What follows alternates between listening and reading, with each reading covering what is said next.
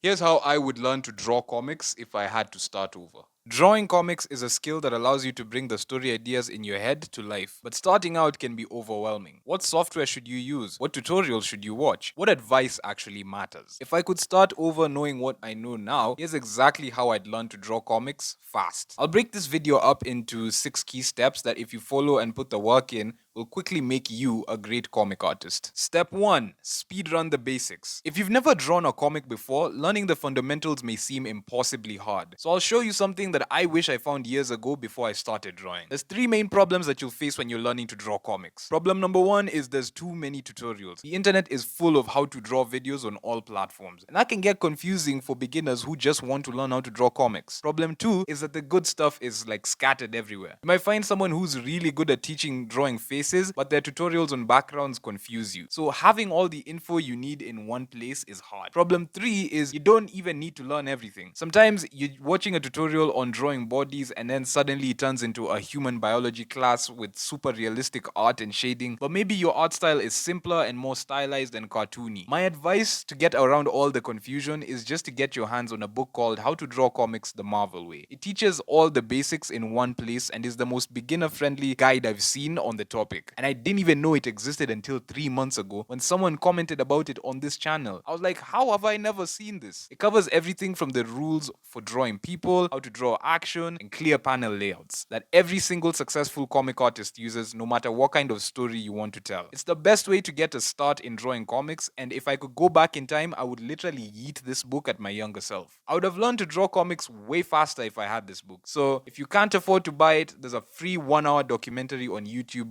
hosted by Stan Lee himself that you can also check out. Step 2. Use 3D reference. If you're someone who struggles with drawing poses from any angle, this tip could change your life. When I started learning how to draw, I avoided using reference because a part of me somehow believed it was cheating. I then learned that using reference isn't just a beginner thing, but pros do it too. But there's a right way and a wrong way to do this. The wrong way is to swipe other artists' work. A comic artist like Greg Land, who's worked for both Marvel and DC, has been caught multiple times not only tracing art from photos in magazines as well as his incognito search history, he's also straight up traced comic panels from other artists. Don't do this. The right way to get reference is to create your own. And there's 3 ways to do that. Number 1 is take photos of yourself in the pose you want to draw. You only need a phone and a timer. Number 2 is buy a pose figurine online. A bit more expensive, but you can pose it in any angle and it's probably gonna look really cool on your desk. Number 3 is use 3D pose software. You can custom pose it in any angle and move the camera around however you want. A lot of the pose referencing apps are free to use and even have presets that can help you speed up your learning process. If I went back in time and I talked to my beginner self, I would 100% tell him use 3D pose software. Step 3. Master SHL. If you're one of those people who wants your comic to look like it has Marvel level art,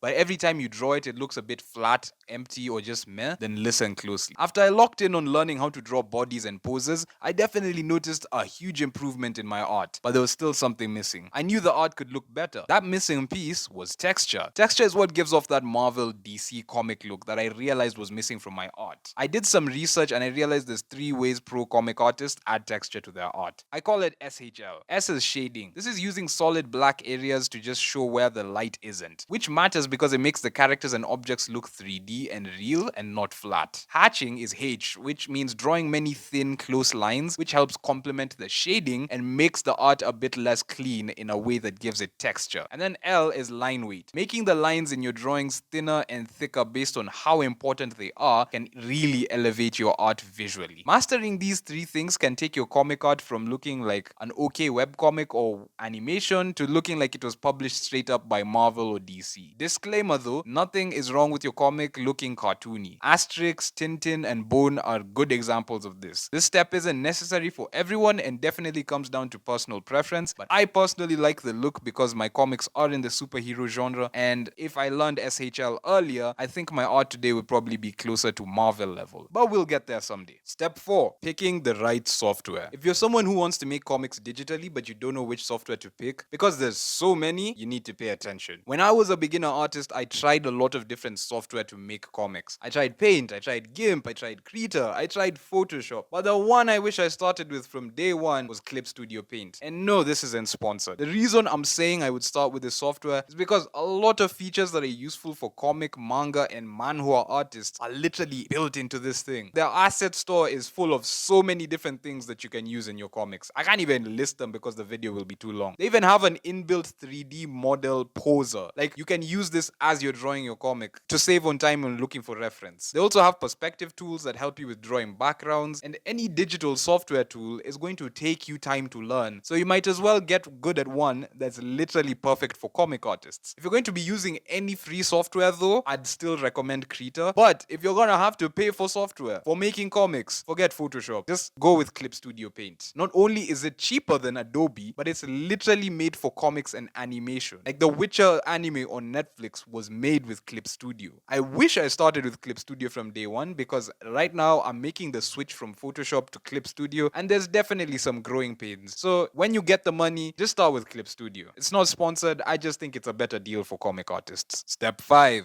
Speedrun practicing. If you're someone who wants to get good at drawing comics, but you don't want to practice forever just for your art to be mid, here's a way you can speedrun the learning process. The problem with learning how to draw comics is that there's like 10 different things you need to practice all at once. You need to get all these things on the screen right now, right? And if it looks like a lot, that's because it is. But there's a simple way to learn how to do all of this in half the time. Yes, you need to draw more comics, but they don't have to be full issues of a comic. The problem with drawing full issues is that the average comic issue is around 22 to 32 pages. That's a lot of pages for you to dedicate to one story as a beginner. It usually takes around a month to make, even with a professional team of multiple artists and writers. And the solution for this is you just need to draw more short one-page comics. Instead of making one long 22-page story, make 22 different one-page stories. This is going to help you absolutely speedrun improving your drawing skills without having to commit to one long comic that you might lose interest in halfway through the process. With one-page mini comics, you can have the variety and fun of drawing different comics but still learn how to start and finish a project while building your art muscles. It's a win-win. Step 6. Make it fun. If you're someone who wants to improve your art but practicing daily feels like homework, this is for you. The most common piece of art advice is just to draw daily. And while there's a lot of split opinions on this, I'm definitely on the side that believes, yes, if you want to improve your art fast, you can't negotiate about drawing daily. But don't make it boring, man. Like, most artists will hear draw daily and approach it like it's like a school project and they have to complete it. And this will absolutely kill your progress, because art and creativity are supposed to be fun. You'll create your best work when you're inspired and in a flow state. Deep down, you know this, but the problem is you only get inspired randomly and you can't really control when the motivation bug like gives you a bite. So how do you get yourself in the mood to draw every day and actually look forward to it? How do you get your brain to crave it? Well, my secret hack is music. When I'm not in the mood to draw, the quickest way to put me in that mood is for me to go to my playlist and then play soundtracks from movies and shows that inspired me to get into comics, like the Spider-Man scores by Danny Elfman in the Tobey trilogy. You need to ask yourself, what movie or show or piece of media inspired you to want to make comics, and then create a playlist around that triggers the feelings that inspired you in the first place to create. Listen to this before you've even taken out a piece of paper and pencil. You won't even have to force yourself to draw. The people around you will be struggling to get you away from your sketchbook because you'll be so lost in your art that you'll forget you live in the real world and not the universe that you're creating on paper. So music is a really underrated art hack. I don't see many artists on YouTube talk about this, but use it to your advantage. Get yourself in that state with the power of music. Now, while this video was mostly about the drawing aspects of making a comic, there is other aspects like writing,